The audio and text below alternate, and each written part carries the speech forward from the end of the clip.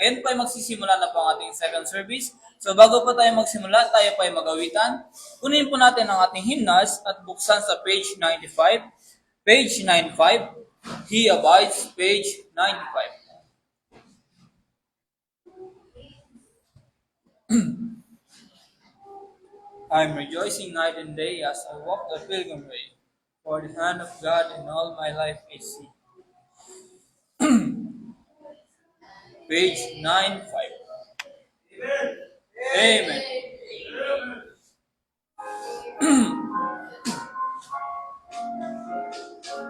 He abides on the first. I'm rejoicing night and day as I walk the pilgrim way, for the hand of God in all my life I see. And the reason of my bliss, yes, the secret all is this, that the Comforter abides with me. He abides, hallelujah, He abides with me. I'm rejoicing night and day as I walk the narrow way, for the Comforter abides with me. On the second. Once my heart was full of sin, once I had to be within, till I heard of Jesus died upon the tree. Then I fell down at His feet, and there came a peace of sin. Now the Comforter abides with me. He abides, hallelujah, He abides with me. I'm rejoicing night and day as I walk the narrow way, for the Comforter abides with me. On the third. He is with me everywhere, and He knows my every care. I'm as happy as a bird and just as free. For the Spirit has control, Jesus satisfies my soul, since the Comforter abides with me. He abides, hallelujah, He abides with me. I'm rejoicing night and day as I walk the narrow way, for the Comforter abides with me. On the last. There's no thirsty for the things of the world like only this. Long ago I gave Him up and instantly. All my night was turned today, all my burdens rolled away. Now the Comforter abides with me. Last verse. He abides, hallelujah, He abides with me.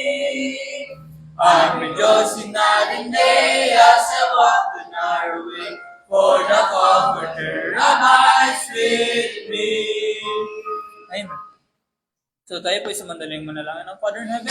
Maraming salamat po sa aming second service. Panginoon, dalangin po namin na ihanda niyo po muli ang aming puso't isipan sa pakinig ng salita. Panginoon, alisin niyo po mga bumabagabag sa aming isipan at Panginoon, i-guide niyo po muli ang aming preacher na si Brother Edwin. Ang puspusin niyo po siya ng iyong banal na spirito at ikaw na pambala sa amin. Sa pangalan ni Jesus, Amen. So tayo po yung muling umawit. Buksan po natin ang ating hymnals sa page 48. Page 48. I am resolved. Page 48.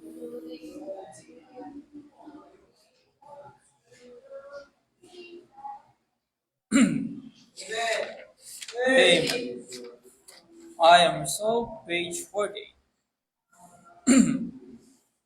Ready na po bang lahat? Amen.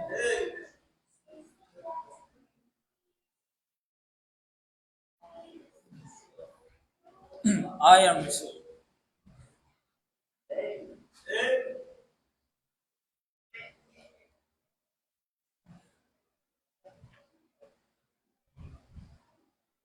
Wait lang po.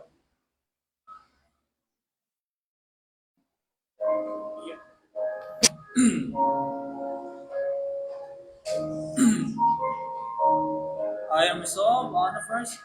I am resolved no longer to linger, tried by the world's delight.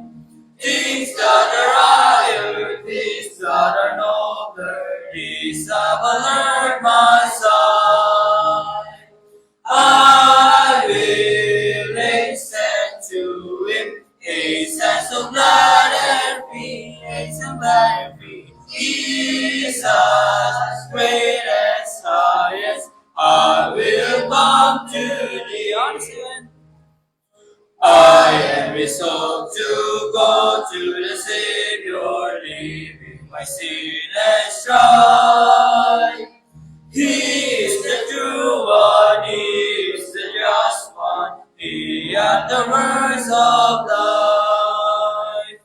I will hasten to Him, hasten so glad and free, hasten glad and free. Jesus, greatest, highest, I will come to thee on the third. I am resolved to follow the Savior, faithful and true each day. Heed what He saith, do what He willeth, He is the living way. I will hasten to Him, hasten so glad and free, hasten glad and free. Jesus, greatest, highest, I will come to thee. I am resolved to enter the kingdom, leaving the paths of sin. Friends may oppose me, foes may beset me, still will I enter in. I will hasten to Him, hasten so glad and free, hasten glad and free. Jesus, greatest, highest, I will come to thee on the last. I am resolved, and who will go with me? Come, friends, without delay. Taught by the Bible, led by the Spirit, will walk the heavenly way. Let's go. I will hasten to Him, hasten so glad and free, hasten glad and free. Jesus, greatest, highest, I will come to thee. Amen. So, atin po muling buksanan po, isa pong kanta. Page 65 po, at Calvary, page 65.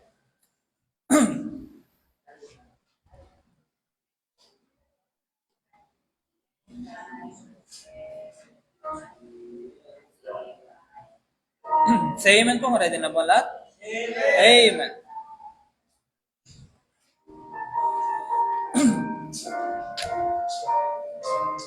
At Calvary, on the first, years has span of vanity and pride, caring not my Lord was crucified, knowing not it was for me He died on Calvary. Mercy there was great and grace was free, pardon there was multiplied to me. There my burdens of liberty at Calvary. By God's word at last my sin I learned. Then I trample at the Lord's word, till my guilty soul and flow return to Calvary. Mercy there was great and grace was free, pardon there was multiplied to me. Then my burdens of liberty at Calvary. Now I give to Jesus everything.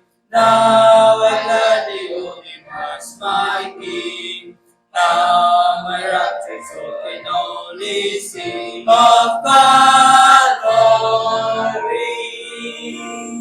Mercy mercy there was great and grace was free. Pardon there was multiplied to me. There my burdens of my liberty at Calvary. Oh, the love that drew salvation's plan. Oh, the grace that brought it down to man. Oh, the mighty God that God is span at Calvary. Mercy there was great and grace was free. Pardon there was multiplied to me. Then my burdens of my liberty at Calvary. Mercy there was great and grace was free. Pardon there was multiplied to me. Then my burdens of my liberty at Calvary. Amen. So, tuhain ko po ang ating scripture reader, Brother Price.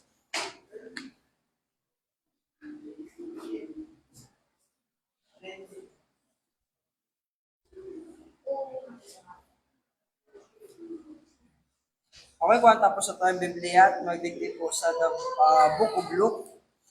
Luke chapter 19. Luke chapter 19. 9:1 ay 1:9. 1:9. Luke 1:9. So verse 1 to 10 lang po kita.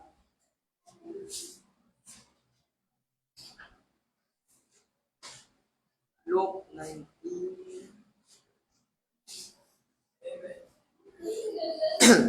Okay, verse 1.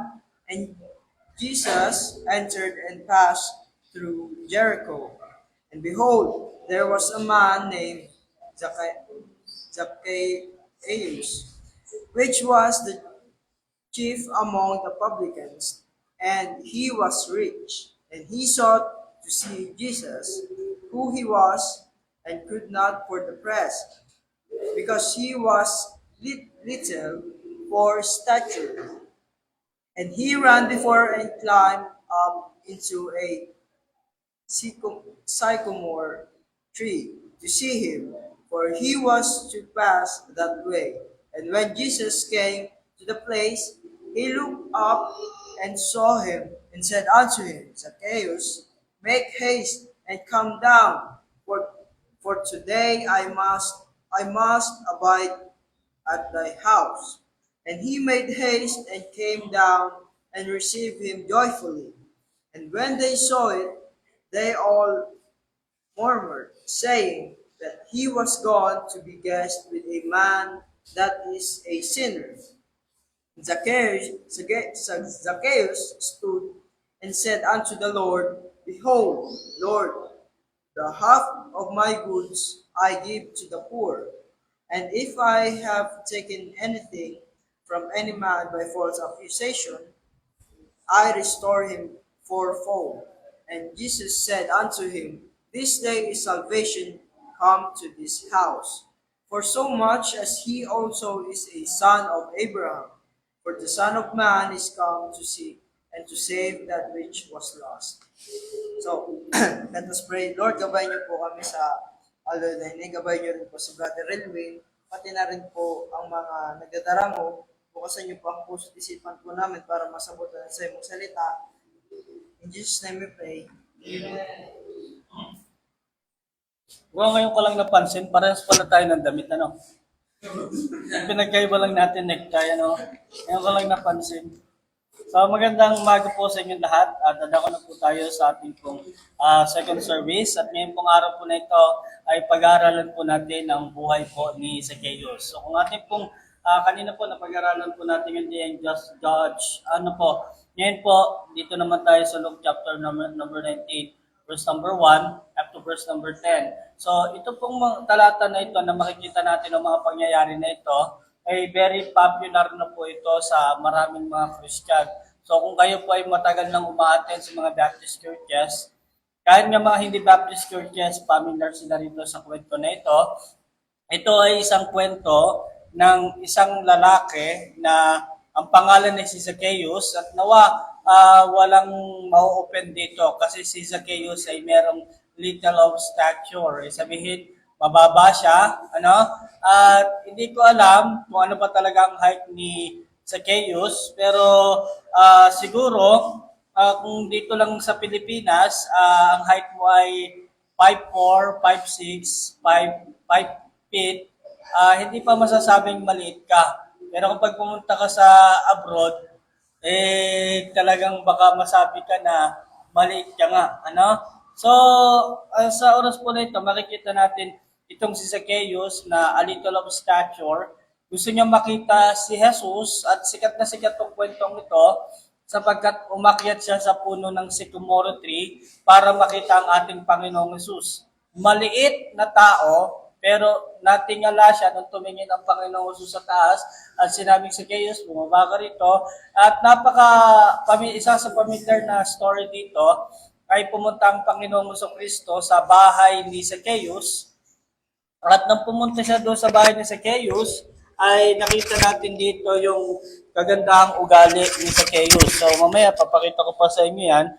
Pagkat itong talatang ito ay ginagamit din ng mga ibang religious leader in order na maipasok nila ang word salvation, na itong si Zacchaeus ay nagbagong buhay, binalik niya yung kanyang mga ninakaw. At verse number 10, very familiar itong talatang ito. At kung kayo po ay meron pong ballpen, pwede nyo sulatan yan. For the Son of Man is come to seek and to save that which was lost. So napunta rito ang anak ng tao, ito si Jesus, para hanapin at iligtas ang mga taong nawawala. Ibig sabihin, ito yung mga taong mapapahamak. So punta tayo sa verse number 1. Umpisa natin ang pag-aaral. Ang Panginoon po ay papunta na ho sa Jerusalem at ito po ay kaduksong po ng chapter number 18. At habang siya ay naglalakad doon sa Jericho, and Jesus entered and passed through Jericho. Verse 2, and behold, there was a man named Zacchaeus. Ito na si Zacchaeus, which was the chief among publicans. Siya raw ay chief among publicans. Siya ay publikano. And he was rich. Siya raw ay mayaman. So punta kayo ng Luke chapter number 3, verse number 12. Punta kayo ng Luke chapter number 3, verse number 12. Sa mga hindi po nakakalam, ang publicans po ay ito po yung mga tao na naniningil ng buwis. At masakit marinig ang katotohanan na maraming mga tao ang ayaw sa mga publicans o sa mga tax collector. Ano ba yung mga reason kung bakit may mga tao na ayaw kay Zacchaeus? Maraming mga tao ang ayaw makisalamuha siguro kay Zacchaeus. Siguro masasabi natin sa kadahilan ng sino ba ng tao ang gusto laging magbabayad, di ba? Sapagkat si Zacchaeus po ay naniningil ng buwis, siya ay naniningil sa mga tao ng buwis, at may mga tao na ayaw talaga sa kanya. Pangalawa, kaya siya naniningil ng buwis sa kadahilan ng siya nagtatrabaho para sa Roman Empire. Ang Roman Empire po ay ang sumakop sa Israel noong araw. At dito sa Pilipinas, noong unang panahon, kapag may mga Pilipino na nagtatrabaho sa mga Kastila, ay nagagalit sila roon sa mga Pilipino na nag-work para sa mga dayuhan. Noong panahon ng mga Hapon, ayaw din ng mga Pilipino doon sa mga taong nagtatrabaho kasama yung mga sundalong Hapon. Halimbawa, mga interpreter, mga ganyan. Ayaw nila doon sa mga taong yon kasi pakiramdam nila, kalaban itong mga taong ito. So kung mapapansin nyo mga kapatid, pag magbabasa kayo ng Bible, pag sinabing mga publicans, sila yung mga tao na laging inassociate sa mga makasalanan. Kung mababasa nyo sa Bible, publicans and sinners, publican and harlot, mga prostitute. At kung kayo po ay atras ng konti, nandiyan kayo sa Luke chapter number 3, in Luke chapter number 18, verse number 11. So ito yung panalangin ng isang Pariseo na ikinukumpara niya ang kanyang sarili sa isang publikano o sa isang tax collector. O sabi niya sa kanyang panalangin, makinig yung mabuti. And the Pharisee stood and prayed thus himself. Sinabi niya sa kanyang sarili, habang siyang nananalangin, God, I thank thee. Napaka mapagpaimbabaw ng kanyang panalangin dito, that I am not as other men are, extortioners, mapangamkam. Sabi dito, unjust, adulterers, or even as these publicans. So habang nananalangin tong Pharisee na ito, sabi niya, nagpapasalamat ako na hindi ako kagaya ng publikano na ito. Ikino-compare niya na yung kanyang sarili doon sa publikano na nasa labas at binanggit niya kung anong ugali meron ng mga publikano o common ng mga publikano. Nasabi rito, siya ay extortioners, siya raw ay unjust, at bakit may nakasulat dito na adulterers? Hindi ko alam kung bakit nakusahan din ng Pharisees ang mga ang mga tawag dito, ang mga tax collector ng mga adulterers. Siguro dahil itong mga publikano na ito ay sila yung mga tao na madalas humaharap sa maraming tao at sila yung madalas sila yung naniningil ng buwis at marami siguro sila nakikilalang iba't ibang tao, baka napalapit sila sa ganong sitwasyon. So, kung atin pong mapapasin in Luke chapter number 3, look at verse number 12. Nandiyan po ba kayo sa Luke chapter number 3, verse number 12? Ipitin nyo lang yung Luke 19, mamaya babalik tayo dyan. Look at verse number 12. Then came also publicans to be baptized and said unto him, lumapit yung mga publicans kay John the Baptist at ang sabi, Master, what shall we do? Anong gagawin namin? Verse number 13, and they said unto them, exact no more than which is appointed. Gom, pakiano nga itong batang ito. So sabi ni John the Baptist, sabi dito ni John the Baptist sa mga publicans, huwag kayong maniningil ng sobra. So ito yung problema at kaya maraming mga tao ang ayaw sa mga publikano kasi marami sa kanila pag naniningil sila ng buwis, sinosobrahan nila. Di ba? At isa itong act o isa itong larawan ng pagnanakaw. Itusan ka ng nanay mo, nasingilin to si Maring ganito, imbis sa 500 lang utang niya, ginawa mong 700. Tapos ay yung 200. Pinag-renew ka sa ATM ng 2,000, kumuha ka muna ng 1,000, tapos sinaksal po ulit yung ATM, saka ka kumuha ng 2,000. So, iba't ibang act ng pagnanakaw, pero ito po ay pagnanakaw. Naniningil sila ng sobra at ito yung hindi dapat gawin. Kaya maraming mga tao nun ang galit na galit sa mga publicans. So, balik kayo ng chapter number 19, look at verse number 2. So, hindi lang siya isang publikano, o isang publican, o isang simpleng tax collector, kundi sabi pa rito sa verse number 2, and they keep among the publicans.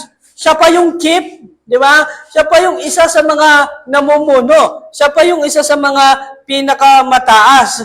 At katunayan nga mga kapatid, in Matthew chapter number 9, verse number 9, hindi nyo na kailangan pumunta ron, masabi rito, and as Jesus passed from thence, he saw a man named Matthew sitting at the receipt custom, and he said unto him, follow me, and arose and followed him. Sa mga hindi nakakalam, sa 12 alagad ng ating Panginoong Jesucristo, isa doon ay si Matthew, ang author ng Book of Matthew, at ang kanyang trabaho noon, bago siya maging disipulo ng ating Panginoon, ay isang tax collector. Isa rin siyang publican. At hindi ko alam kung naging susi ba ito upang itong si Zacchaeus ay maging curious sa ating Panginoon. Ito ba yung reason kung bakit itong si Zacchaeus ay lumapit kay Jesus at nagalak siyang makita si Jesus sa kadahilan ng nabalitaan niya rin na isa sa kanyang mga disipulo ay isang dating tax collector. Okay? Itong mga tax collector na ito, lilinawin ko, ito yung mga taong kinikilalang makasalanan nung panahong yun. Ano po? And sabi rito, which was the chief among publican, and he was rich. Bukod siya isang publikano, siya rin ay chief publicans, isa sa mga mataas doon, at bukod pa doon, ay isa rin ay mayaman. Ang tanong, bakit siya yumaman? Ano? Bakit siya yumaman? Sabi nga ni John the Baptist kanina, pag kayong mga publican, maniningil kayo ng buwis, huwag nyo naman dadagdagan. Huwag nyo naman sosobrahan, masiyahan na kayo sa sahod ninyo. Punta kayo sa verse number 8. Verse number 8 in chapter number 19. And so kayo stood and said unto the Lord, mamaya papaliwanag ko pa ito, nandito na ang Panginoong Jesucristo sa bahay ni Zacchaeus, behold, Lord, the half of my goods I give to the poor, and have I taken anything from any man by false accusation, I restore him fourfold. So kung makikita ninyo, na masasabi ko sa inyo, na isa sa reason kung bakit yumaman ito si Zacchaeus, ay sa kadahilan ng sa pagnanakaw. Sobra-sobra yung kanyang sinisingil pag nanakaw ito. Ano po? So, kung atin pong mapapansin sa verse number 3, and he sought to see Jesus, who he was, and could not for the press because he was little of stature. So, nung dumating na ang ating Panginoong Jesucristo, 60 ka ng mga tao. Ano po? And then, ang problema, siya'y mababa. A little of stature. So, baka ma-open kayo dito ha. Pero punta kayo ng 1 Samuel chapter number 9. 1 Samuel chapter number 9. So, yumaman si Zacchaeus sa kadahilan ng sobra-sobra yung singil niya. Ano? So, bagamat akala natin na ang isa lang form ng pagnanakaw ay isang lalaki na nakamaskara, pumasok sa bahay nyo, hinanap yung bolt ng inyong lagayan ng pera ninyo, and then ninakawan kayo. Akala nila mga magnanakaw, yung mga nag-i-scam lang ng GCash. Akala nila mga magnanakaw ay yung mga nang-hold up lang. At kapag may hawak kang bag, ay kukunin yung bag mo at tatakbo na. Pero ano yung mga kapatid, maningil ka man ng sobra, ano man yung paniningil ng sobra, ano man yung paraan o pambibiktima ng pangunguha ng hindi sa'yo, yan ay part ng pagnanakaw. Itong si Zacchaeus ay isang maliit. Maliit na tao, pero mayaman. Mayaman na tao, pero publikano. Isa siyang publikano, bukod pa roon, ay siya pa rin ay chief of the publican. At kung kayo po ay palabasan ng Bible at hindi ko naman nilalahat, makinig kayo mabuti sa akin mga kapatid, hindi ko naman nilalahat mga kapatid, hindi ko naman nilalahat, pagdating sa Bible, minsan yung height ay nagiging, parang nailalarawan siya, kung halimbawa mataas ka, nailalarawan siya sa arrogance o sa pride.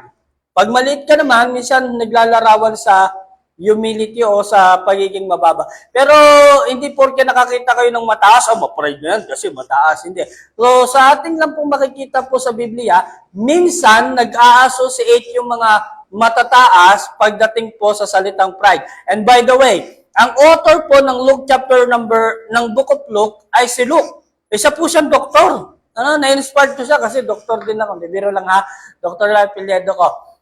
At si Luke mismo nagsabi na a little of stature. Ibig sabihin, maliit itong si Zacchaeus. So, in 1 Samuel chapter 17, verse number 4, hindi ko na kailangan pumunta dyan, dito natin makikita yung laban ng David and Goliath.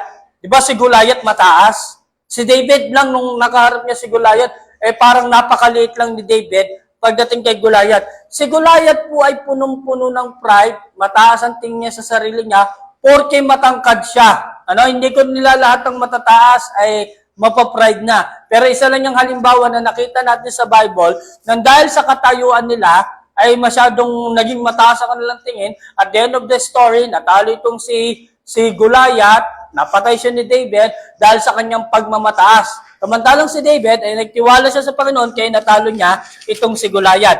In 1 Samuel chapter number 19, makikita natin ang isang kwento ng isang lalaki na matangkad at pinili ng Panginoon upang maging hari ng Israel. Pero sa bandang huli ay naging mataas ang kanyang tingin sa kanyang sarili. Sabi ng 1 Samuel chapter number 9, look at verse number 1. Now there was a man of Benjamin whose name was Kish, and the son of Abiel, the son of Zeror, the son of Bekorah, the son of Apia, a Benjamite, a mighty man of power, and he had son whose name was Saul. Ito na si Saul o si Saul, a choice young man, a godly man, and there was not among the children of Israel a godlier person than he. From his shoulders and upward, he was higher than any of the people. Doon sa mga Israelita, ito raw si Saul ang pinakamataas. Kaya siya yung napiling hari kasi, fit na fit, di ba? Pag sa mga laro na nga ng basketball, yung mga matataas, sila yung dominante pagdating sa paglalaro ng basketball. Itong si Saul, siya yung dominante pagdating talaga sa labanan dahil talagang mandirigma talaga. At bukod pa ron, mataas itong si King Saul. Punta kayo ng 1 Samuel chapter number 15. I'm sorry, 1 Samuel chapter number 16. Punta kayo ng chapter number 16. At babasahin ko in chapter 15 verse 10. They came the word of the Lord unto Samuel, saying, verse 11, and it repented me that I have set up Saul to be king, for he is turned back from following me, and had not performed my commandment, and grieved Samuel, and he cried unto the Lord all night. Ang problema rito kay Saul, dumating yung pagkakataon na naging pasaway na siya sa harapan ng Panginoon. Hindi niya na sinusunod lahat ng pinag-uutos ng Panginoon. Pero, after nun, may pinili naman ang Diyos na hahalilig kay Saul. At ito na nga si David. Inutusan ng Panginoon si Samuel na pumunta ka doon sa pamilya ni Jesse at pahiram mo ng langis, yung pipiliin ko, nakapalit na hari. At ito yung naging basahan ni Samuel. Punta kayo ng 1 Samuel chapter 16, look at verse number 6. And it came to pass, they were come, and looked on Eliab, and said, surely the Lord anointed it before him. But the Lord said unto Samuel, look not on his countenance. So kung mapapansin ninyo, nakita ni Samuel si Eliab. Siguro maganda ang pangangatawan. Siguro macho. Siguro matangkad din. Siguro mukha talaga siya mandirigma. Pero sabi ng Panginoon, huwag kang titingin sa countenance.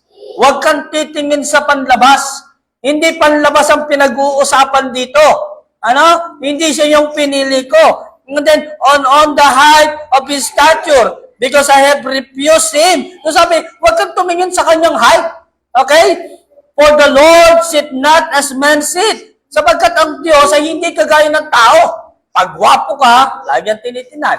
Pag maputi ka, lagi kang tinitinan. Pag maganda ang katawan mo, lagi kang napapansin. Pag maganda ang buhok mo na umaalon-alon, mas madali kang mapapansin. Pag maputi ka, maraming nag-i-interest at maraming lumalapit sa iyo. Pero sabi ng Panginoon, ang tao tumitingin sa appearance. Pero sabi rito ng Panginoon, for men look at on outward appearance, but the Lord look on the heart.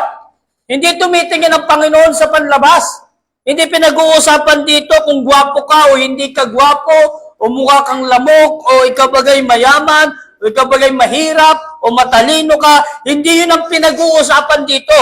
Ang pinag-uusapan dito, hindi tumitingin ang Panginoon sa appearance, kundi sa puso. At nakakalungkot nga lang, may mga ilang Pentecostal na ito lagi ang pinapakita sa akin.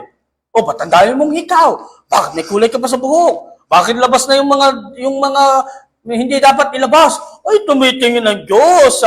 Hindi panlabas, kundi sa panloob. Hindi nang ibig sabihin nito, ha? Ang ibig sabihin lang nito, mga kapatid, hindi ho basihan ng itsura kung yan man ay gwapo o hindi gwapo, maganda man yan o hindi maganda, pangit man ang buhok niyan o hindi, nauubos man ang buhok niyan o hindi. Ang pinag-uusapan dito yung tamang puso. Hindi yung worldly, okay lang pala na maging word lang aking mukha. Hindi nang ibig sabihin nun. Si Zacchaeus, bagamat siya'y mababa, makinig kayo, naging tama ang kanyang puso. At gusto ko sanang linawin sa inyo, gaano ka man kataas, gaano ka man kababa, huwag kayong ma-offend, hindi ka man gwapo, maitim ka man o maputi ka man, ito yung pinakapunto. We all come short in the glory of God. Lahat tayo, hindi tayo nangakaabot sa kaluwalhatian ng Diyos. Balik kayo ng Luke chapter number 19. Luke chapter number 19. Ipitin nyo lang yan kasi babalik tayo yan eh. Lagyan nyo ng margin para mabilis tayo makapunta. Luke chapter number 19. And he ran before. Nung makita niya at nabalitaan niya na nandiyan na ang Panginoong Kristo, siya ay tumakbo. Excited siya na makita ang Panginoong Kristo. And he ran before and climbed up into sycamore tree to see him. Dahil siya'y mababa, siguro yung mga tao matataas, hindi niya makita sa sobrang dami ng tao. Ang ginawa niya, tumakbo siya at umakyat siya sa isang sycamore tree. Maliit itong tao to, pero matalino. Umakyat siya sa puno, hindi niya makita ang Panginoong Hesus dahil sa kanyang height. Ang ginawa niya, tumakbo siya para makita ang Panginoong Hesus at hindi ko to pwedeng sabihin na may kinalaman to sa kaligtasan. Dapat, dahil sabi ko kanina, ang kaligtasan ay nakadepende sa ating Panginoong Hesus. Okay? Ang Panginoon ang namatay para bayaran ng ating nagawang kasalanan. Pero kahit paano, nakinig ka ng gospel. Kahit paano, umupo ka, kahit paano nagbigay ka ng time para makinig doon sa nangangaral ng salita ng Diyos at ikaw ay nagtiwala sa ating Panginoong Kristo. Si Zacchaeus, para makita niya ang Panginoon, umakit siya sa sycamore tree. At sana kapatid, kung ikaw yung tao, o kaibigan, kung ikaw yung tao na hindi pa sigurado na ikay pupunta ng langit, sana magkaroon ka rin ng interest na makinig, magtanong, at sana huwag kang aalis dito na hindi mo alam kung saan ka pupunta. Dapat makasiguro ka kung ikaw ay pupunta ng langit o hindi. Magtanong ka, makinig ka, mamaya pwede mo ko i-approach, kausapin mo ko. And then sabi rito, umakit sa sycamore tree, for he was to pass that way. Kung saan dadaan ang ating Panginoong Kristo, doon siya umakyat. At dito natin makikita mga kapatid, na yung pagiging curious niya na makita ang Panginoon, ay naging epekto ito. Minsan may mga curiosity na hindi maganda. Ano kayo itsura nun? Ano kayo pakaramdam nun? Ano kayo lasa nun? So, mga curiosity na hindi maganda, pero makikita natin, maganda yung pagiging curious dito ni Zacchaeus. Gusto niyang makita ang Panginoon. Umakyat siya sa sycamore tree, kahit maliit siya, tumakbo siya, gumawa siya ng paraan. Makinig kayo mabuti sa akin mga kapatid. In verse number 5, and when Jesus came to the place, he looked up. Nung dumaan na si Jesus doon sa may sycamore tree, na kinalala dyan ni Zacchaeus, dito na tumingala ang ating Panginoon. Ang taong maliit, pero tiningala ng ating Panginoon. And saw him and said unto him, Zacchaeus. So kilala agad siya ng Panginoon. Kasi si Jesus ay Diyos. Kahit hindi ka magpakilala, alam niya ang pangalan mo. Alam niya ang pangalan ng lola mo. And then, Zacchaeus, make haste and come down, for today I must abide at thy house. Dito niyo makikita na ang Panginoong Jesucristo na mismo ang nag-invite sa kanyang sarili na pumunta sa bahay ni Zacchaeus. Ay, huwag muna, maglilinis muna ako ng bahay. Ang dami pang kalat, marami pang alikabok. Pero makikita ninyo rito sa mga talatang susunod pa, tinanggap niya ang ating Panginoong Jesucristo. Makinig yung mabuti. Isa siyang publican, marahil wala siyang kaibigan, may pera siya, at hindi ako sure, may pera siya na galing sa nakaw, pero baka marahil wala siyang tunay na kaibigan. Meron siyang bahay, pero baka walang pumupunta dahil isang kang publican, nagtatrabaho ka sa Roman Empire, meron siyang malaking asset, pero ang problema, pupunta siya ng impyerno. Marahil wala siyang kaibigan, pero sa pagkakataong ito, meron na siyang kaibigan. Dati walang pumupunta siguro sa bahay niya, pero ngayon may pupunta na sa bahay niya, walang iba kundi ang ating Panginoong Jesucristo. At itong mga bagay na ito ay hindi na ma-experience ni Zacchaeus dahil sa ating Panginoong Jesucristo. Ano yung kanta na, what a friend we have in Jesus. Siguro dati si Zacchaeus hindi ito yung kanyang theme song. Pero dahil nung makita niya ang Panginoong Jesucristo, dahil ang Panginoong Jesucristo ay tumuloy sa kanyang bahay, hindi na ito mangyayari kay Zacchaeus. Meron na ngayon siyang kaibigan na tapat at walang iba kundi ang ating Panginoong Jesucristo. So punta kayo ng Matthew chapter number 11. Matthew chapter number 11. I'm sorry. Pwede kayong pumunta. Matthew chapter number 11. Look at verse number 19. Pitin nyo lang yung Luke chapter number 19. Look at Matthew chapter 11 verse number 19. Ito yung mga sinasabi ng mga tao tungkol sa ating Panginoong Kristo. At ang sabi rito, the Son of Man come eating and drinking.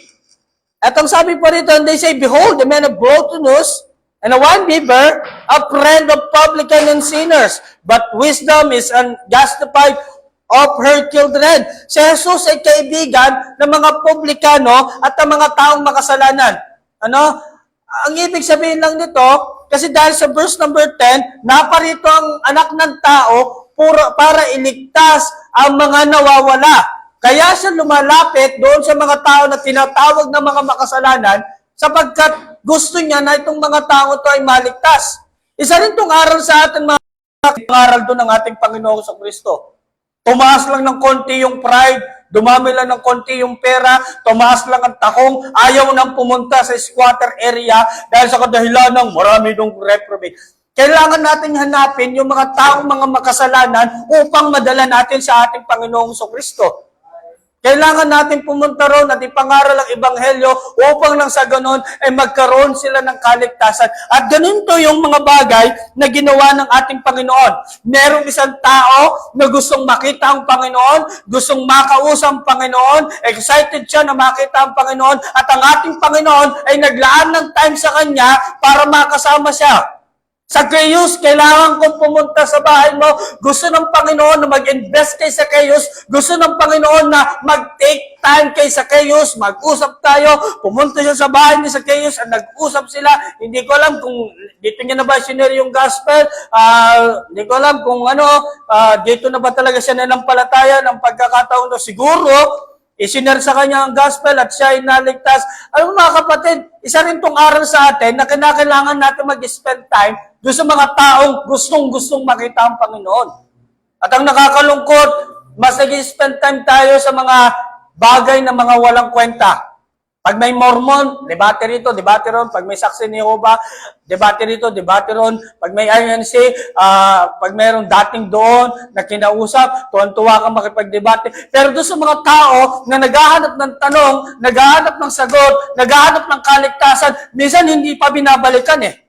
At isa itong aral sa atin mga kapatid, na kapag tayo nag-soul winning, mamaya mag-house to house, mag-door-to-door soul winning tayo, na kapag tayo may nakitang tao interesado, gustong-gustong makita ang Panginoon, gustong-gustong lumapit sa Panginoon, ay magkameron tayo ng time sa kanila. Balikan sila, i-follow up sila, imbitahin sila sa church, mas kausapin sila. Hindi yung puro na lang debate. Kaya nga sabi nga ng Titus chapter 3 verse 10, a man that is an heretic, after the first and second admonition, reject. Bakit mo sasayangin ang oras mo sa pakikipagdebate? Bakit hindi mo nalang ilaan yung oras mo doon sa mga taong kagaya ni Zacchaeus na kahit sila maliit, gumagawa sila ng paraan upang makita ang ating Panginoong Kristo? At gusto ko sanang linawin sa inyo kapatid na ang Panginoon ay gustong-gustong hanapin yung mga taong may trouble sa buhay. Ano ibig mo sabihin, Brad? Gustong-gusto niya mag-spend time doon sa mga taong nagtatanong na gustong malaman kung ano ang daan ng kaligtasan. Gustong-gusto ng Panginoon na pumunta rin sa bahay ng mga taong naghahanap ng kasagutan sa kanilang buhay upang nasa ganun ay matulungan sila. Alam niyo yung mga tao na naghahanap ng sagot sa kanilang problema? Mga taong may problema ako, iniwan ako ng asawa, may tanong ako sa Bible, meron akong gustong malaman tungkol dito sa Revelation, meron akong gustong malaman kung paano pumunta ng langit. Alam niyo, ito yung mga gustong puntahan ng ating Panginoon at dapat isa rin itong aral sa atin na kailangan natin mag-focus sa kanila.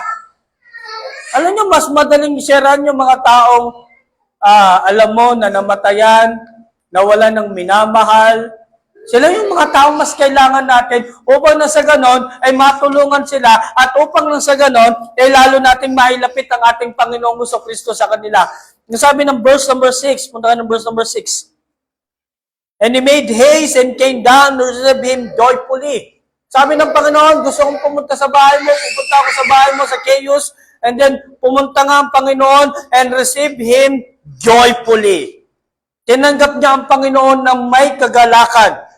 Verse number 7, and when they saw it, they all murmured, saying that he was gone, the guest, with a man that is a sinner. Alam niyo, nung panahon na ang Panginoon ay pumupunta sa mga publikano at sa mga taong makasalanan, lagi na lang may sumbat yung mga taong ayaw sa kanya.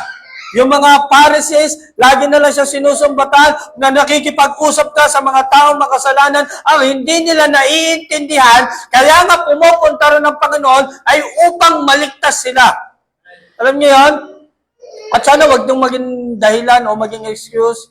Kasi may mga naririnig akong testimony na, bakit mo nililigawan yan? Unbeliever. Ano ka ba? Gusto ko muna siyang maligtas. Ay, gusto ko siyang ma-convert, kaya nililigawan ko siya. Hindi, bago mo ligawan yan, dapat sure ka muna na save yan. Ano? Dapat sigurado ka na pupunta yan ng langit. Look at verse number 7. And when they saw it, they all murmured saying, that he was gone to be guest with the man that is sinner. Verse 11, and Zacchaeus stood and said unto the Lord, Behold, Lord, the half of my goods I give to the poor, and if I taking anything from any man by false accusation, I restore him fourfold. So nandito na tayo sa isang parte ng napaka-importanteng pag-aaral. At gusto ko sanang linawin to sa inyo.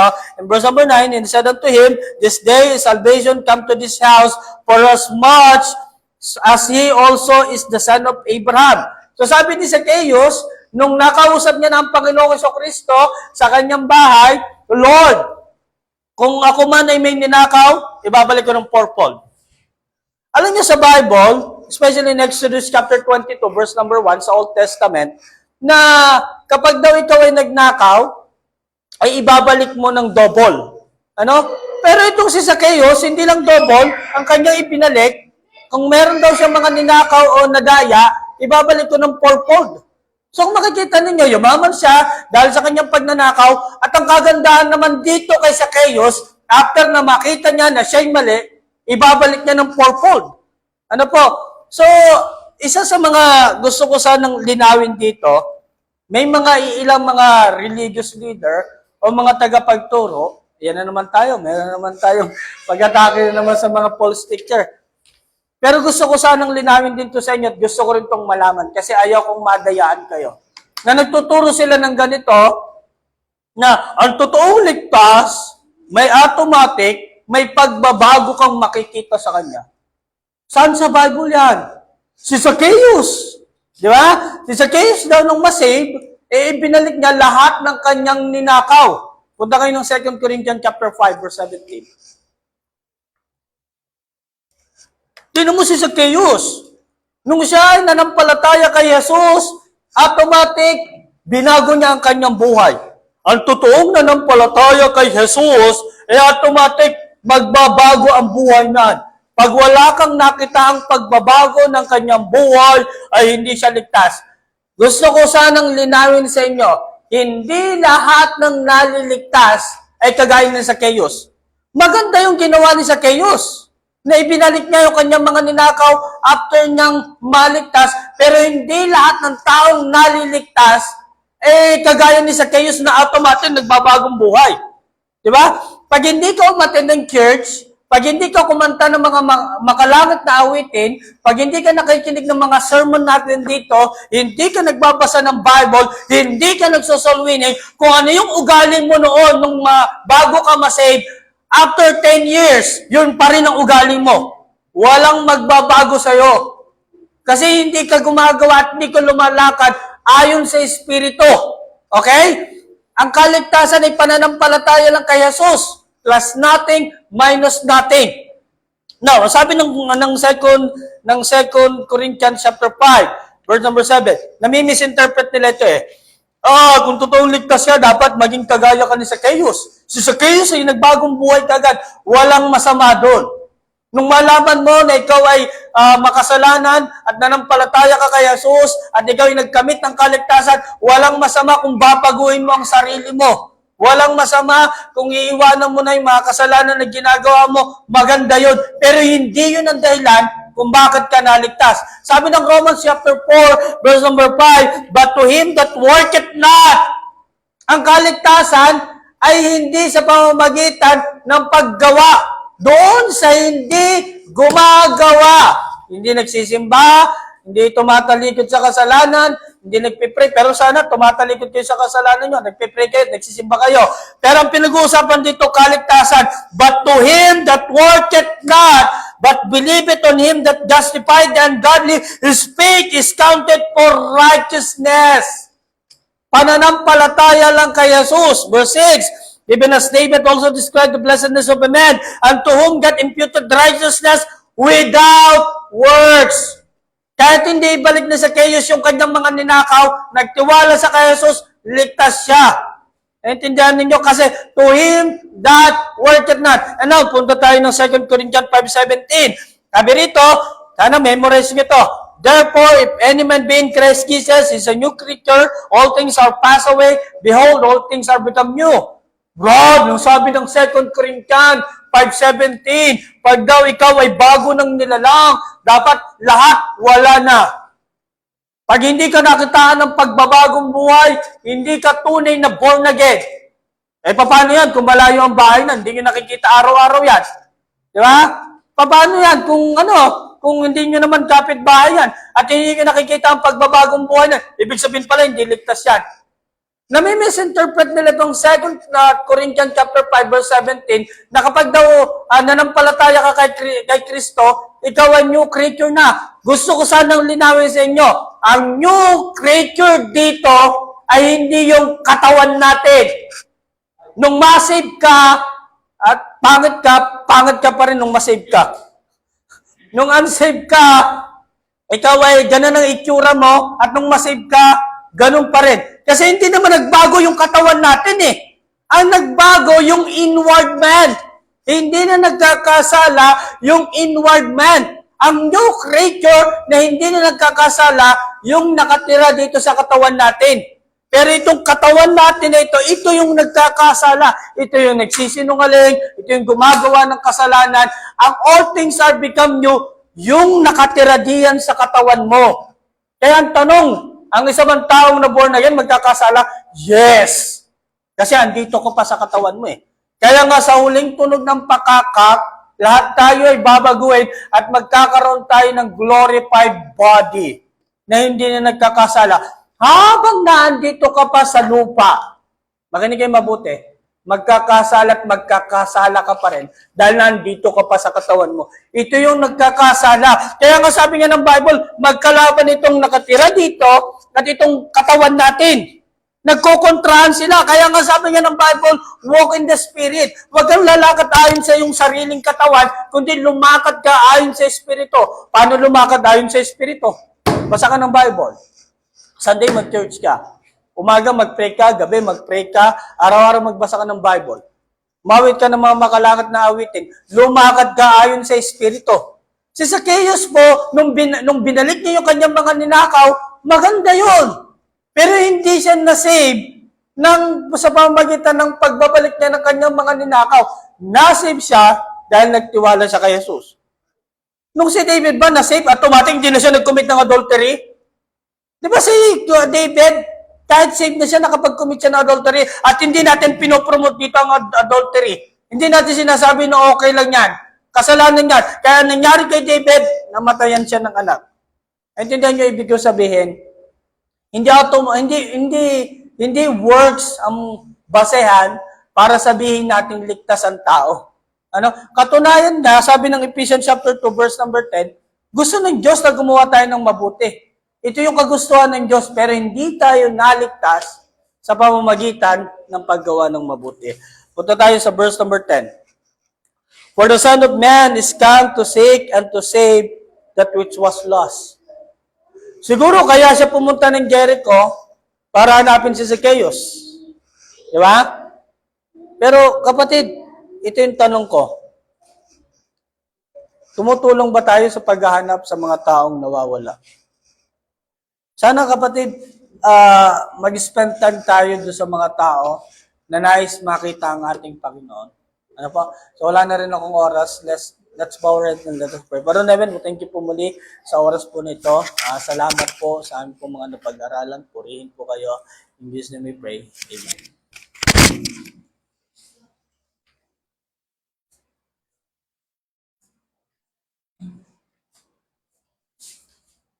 So, tayo pa muling umawit. Kunin po natin yung papel na may title na I Want That Mountain. I want that mountain.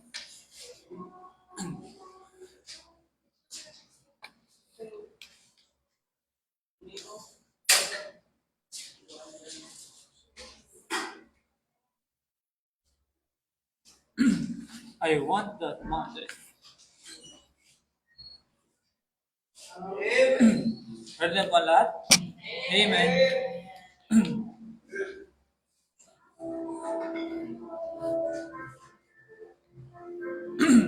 I want the mountain on the first.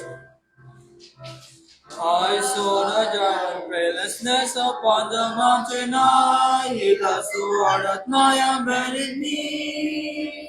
No longer in the wilderness I stay, so I cried. I want that mountain, it belongs to me. I want that mountain, I want that mountain. Where the milk and honey flow, where the grapes of ice could grow. I want that mountain, I want that mountain. The mountain that my Lord has given me. On the second. There was a giant place and man who said I wouldn't go, and witness for the one who set me free.